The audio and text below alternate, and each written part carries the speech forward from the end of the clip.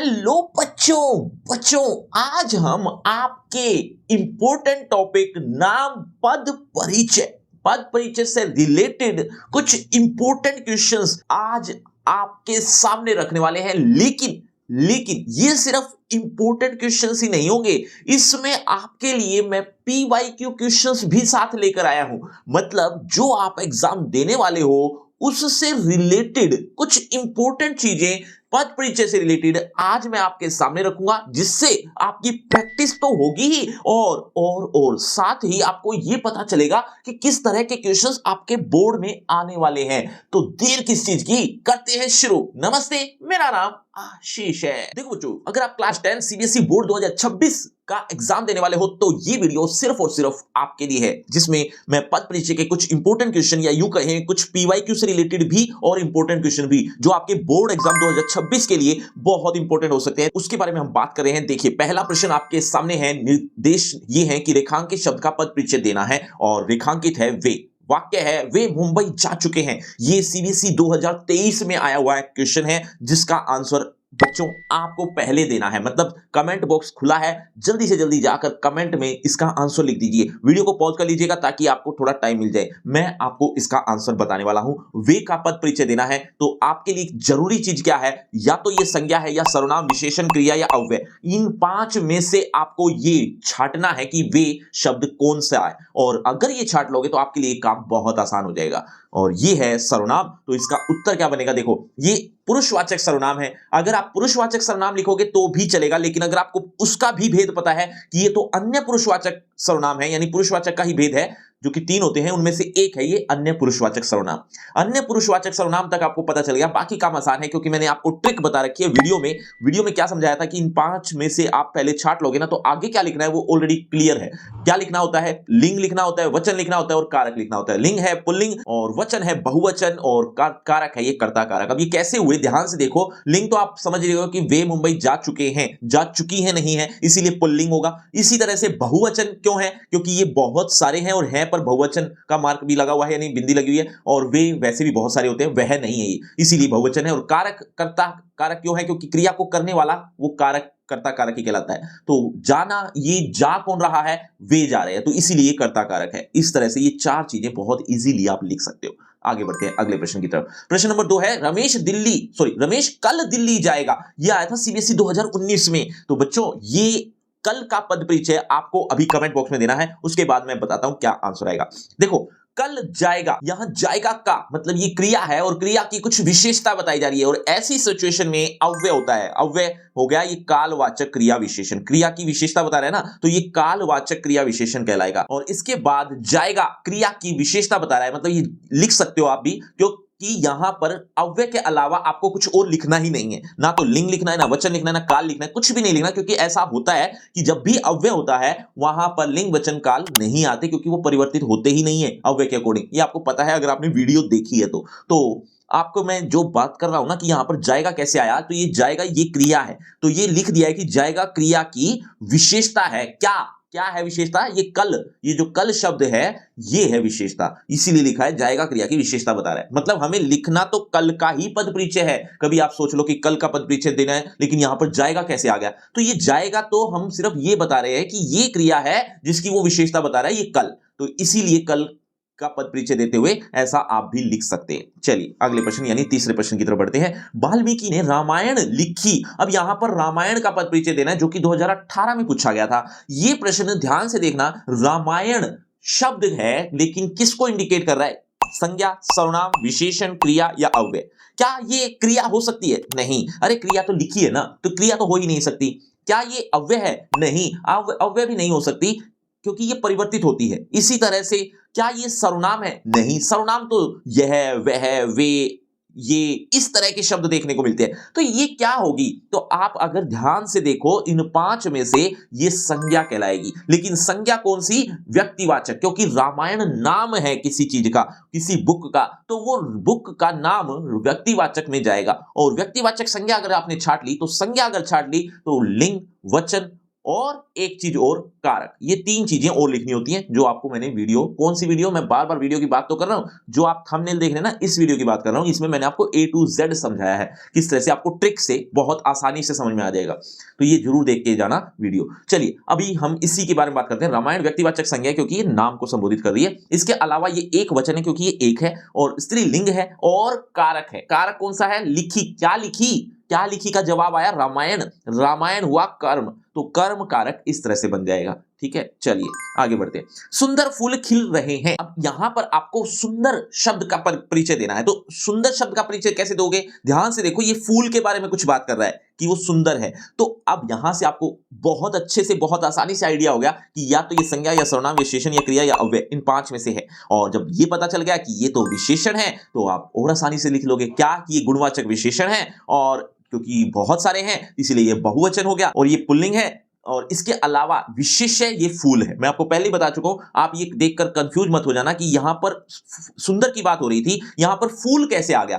तो ये जो सुंदर है ना, ये सुंदर की विशेषता बता रहा है। किसकी? किसकी विशेषता बता रहा है? फूल की। तो ये फूल क्या हुआ? ये विशेष्य हुआ। तो ये सुंदर शब्द फूल विशेष्य का विशेषण है, इसीलिए ऐसा लिख दिया कि विशेष्य है फूल। इसीलिए कोई कंफ्यूजन दिमाग में मत रखना। चलिए आगे प्रश्न पूछता हूं। बच्चे मैदान में खेल रहे हैं, कमेंट में इनके आंसर भी लिखते रहना। बच्चे मैदान में खेल रहे हैं में मैदान में शब्द का परिचय देना है। मैदान में कैसे दोगे? ध्यान से देखो, यहां पर में भी अंडरलाइन है, लेकिन अगर अंडरलाइन ये में ना होता तो भी वही पद परिचय आता, और अब अंडरलाइन है तो भी पद ये परिचय वही रहेगा। क्यों? क्योंकि ये तो उसका विभक्ति चिन्ह है, इससे कोई फर्क नहीं पड़ रहा, इससे तो हमें बल्कि हेल्प ही मिल रही है।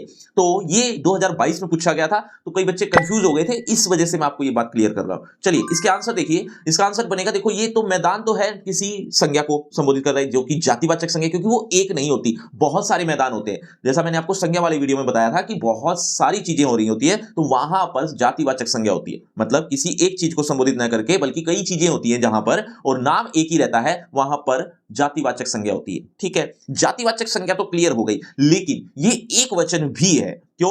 अब मैं आपको पहले ही बता चुका हूं, जहां संज्ञा का परिचय देना हो वहां पर वचन, लिंग और कारक लिखना होता है। तो एक वचन अब लिखना है, तो अब मतलब वचन लिखना है, तो एक वचन कैसे हुआ? क्योंकि वो मैदान एक है। लिंग पुल्लिंग है, ये आपको पता ही लग गया होगा। अधिकरण कारक है। कारक कैसे पता चला? यहां में से पता चला। जैसे मैंने कहा था, विभक्ति चिन्ह से समझ में आ जाएगा। कारक आपने याद कर रखे होंगे, अगर नहीं कर रखे तो 8 कारक है, याद रख लेना। कर्ता ने कर्म को करण से, इस तरह से आपने कभी ना कभी याद करे होंगे, तो वो आपको याद रखने हैं ताकि आपको अधिकरण कारक आसानी से पहचान में आ जाए। अधिकरण का कारक के साथ आता है विभक्ति चिन्ह में और पर, अधिकरण में पर, इस तरह से। तो अधिकरण कारक इस तरह से आ जाएगा, बहुत इजी तरीके से समझ में आ जाएगा। लेकिन मुश्किल क्या लगता है? सबसे पहला छांटना। बस पहला छांट लो, बाकी काम बहुत आसान है। लेकिन कई बच्चों को ये पहला भी समझ में ना आ रहा हो कि पहला कैसे छांटते हैं, उसके लिए बता रहा हूं। बच्चों एक बात का ध्यान रखना, हमेशा पहला आप हमेशा तभी छांट पाओगे जब आपको ये टॉपिक्स आते होंगे। कौन कौन से? संज्ञा, सर्वनाम, विशेषण, क्रिया और अव्यय। ये 5 टॉपिक बहुत ही अच्छे से, या यूं कह लो कि बेसिक नॉलेज तो हो ही जाए। उसके लिए आपको डिस्क्रिप्शन बॉक्स में जाना होगा।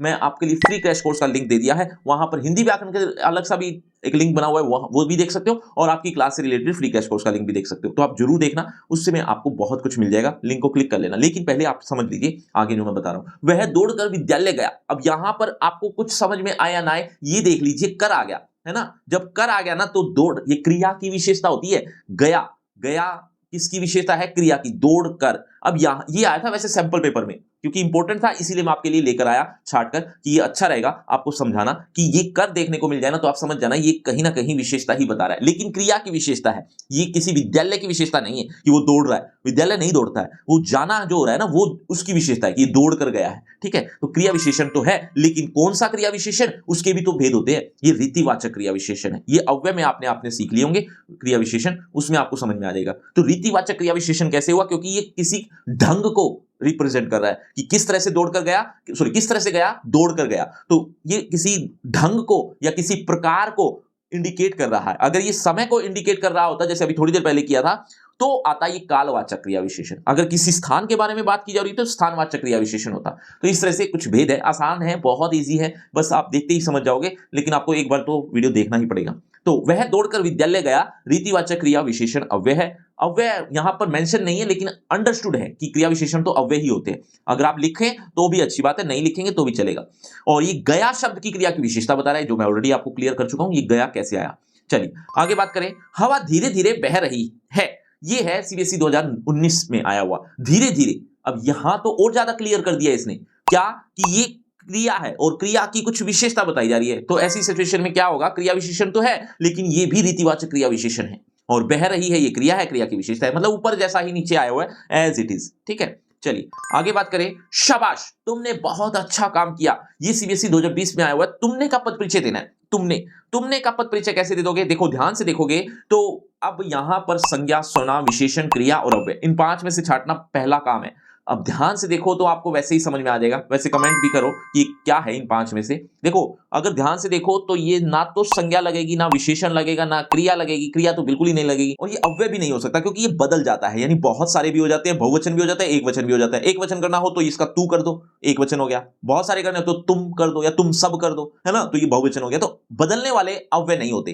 तो तुमने, ये क्या रह गया? बचा हुआ सर्वनाम रहेगा। तो ये सर्वनाम है, लेकिन कौन सा? पुरुषवाचक सर्वनाम। पुरुषवाचक के भी 3 भेद होते हैं। अगर पता हो तो लिख देना, नहीं तो पुरुषवाचक सर्वनाम लिखोगे तो भी काम चल जाएगा। लेकिन पता हो तो वेल एंड गुड है, मतलब अच्छे नंबर मिलने के चांसेस, मतलब एडवांटेज आपके लिए बन जाता है। तो ये मध्यम पुरुषवाचक है क्योंकि ये सामने वाले को संबोधित कर रहा है, इसलिए मध्यम पुरुषवाचक सर्वनाम है। ये बहुत ही इजी होते हैं, बस थोड़ा सा आपको 5-5, 10-10 मिनट की वीडियो देखनी है अगर आपने कभी नहीं देखी है तो। लेकिन अगर आप देख कर आए तो आप ऐसे ही समझ गए होंगे। चलिए, ये एक वचन है क्योंकि ये एक है ना। अच्छा काम किया, तुमने बहुत अच्छा काम किया, ये तुम एक है। यहाँ पर उभयलिंगी है। उभयलिंगी का मतलब यहां पर ये नहीं समझ में आ रहा ये स्त्रीलिंग है या पुल्लिंग है, तो ऐसी सिचुएशन में उभयलिंगी लिख सकते हो आप। उभयलिंगी का मतलब होता है दोनों में से कोई एक हो सकता है, यानी लड़का भी हो सकता है, लड़की भी हो सकता है, इसीलिए उभयलिंगी लिखा जाता है। लेकिन अगर आपको फिर भी कंफ्यूजन हो और उभयलिंगी का भी नहीं लिखना हो तो आप पुल्लिंग ही लिखेंगे, स्त्रीलिंग नहीं लिखेंगे कभी भी। ध्यान रखना, गलत हो सकता है। तो पुल्लिंग लिखने के बाद या उभयलिंगी लिखने के बाद कर्ता कारक लिखना है क्योंकि ये क्रिया को करने वाला है। कारक भी तो लिखना होता है ना, जब जब सर्वनाम आता है तो वहां पर कर्ता कारक आ जाएगा। क्लियर है? चलिए आगे बढ़ते हैं अगले प्रश्न। यानी सूरदास ने सूरसागर की रचना की। यहां पर भी रचना करने की बात हो रही है किसी चीज की। ध्यान से देखो, ये कोई चीज है जिसका नाम है, ये है ना। क्या है वो आपको पता लग ही रहा है। देखो ये नाम तो है तो संज्ञा तो आ गया, लेकिन कौन सी? व्यक्तिवाचक संज्ञा। और ये एक है, ये बुक है, एक है, ये रचना है, ये एक है, तो एक वचन है। ये स्त्रीलिंग है और संबंध कारक है। संबंध कारक क्यों है? क्योंकि इसके साथ विभक्ति चिन्ह आया हुआ की। कर्ता ने कर्म को करण से, संप्रदान के लिए, अपादान से अलग होना, संबंध का, के, की, तो ये संबंध कारक इस तरह से हो जाता है। चलिए आगे बढ़ते हैं। परिश्रमी छात्र सफल होते। यहां पर छात्र की विशेषता है कुछ। क्या विशेषता है? कि छात्र परिश्रमी है। अब जब परिश्रमी है तो समझ में आ ही गया होगा आपको क्या, कि ये शब्द, छात्र शब्द विशेषता बता रहा है, सॉरी छात्र शब्द नहीं, परिश्रमी शब्द विशेषता बता रहा है छात्र की, इसलिए गुणवाचक विशेषण है, पुल्लिंग है और बहुवचन है और विशेष्य है छात्र। समझ में आया? और बच्चों, आपकी क्लास से रिलेटेड वन शॉट अगर आप चाहते हैं जो उसमें आपको पूरा सिलेबस पता लगे, तो ऐसा करने के लिए आपको 2 वीडियो देखनी पड़ेंगी। एक तो है लिटरेचर पार्ट और एक है ग्रामर पार्ट। इन दोनों के वन शॉट ऑलरेडी आ चुके हैं। अगर आप नहीं देख पाए तो लिंक दे दिया है डिस्क्रिप्शन बॉक्स में, जल्दी से जाकर देख लीजिए। फ्री क्रैश कोर्स का लिंक भी देख लेना, वन शॉट का भी देख लेना। फ्री क्रैश कोर्स में भी आपको वन शॉट देखने को मिल जाएंगे, तो आप जैसा चाहें वैसा देख लीजिएगा, लेकिन जरूर देख लेना। साथ ही टेलीग्राम लिंक को जरूर देखना क्योंकि वहां पर भी आपकी बहुत सारी रिवीजन हो रही है, ढेर सारी रिवीजन करना चाहते हो तो टेलीग्राम को भी फॉलो जरूर कर लेना।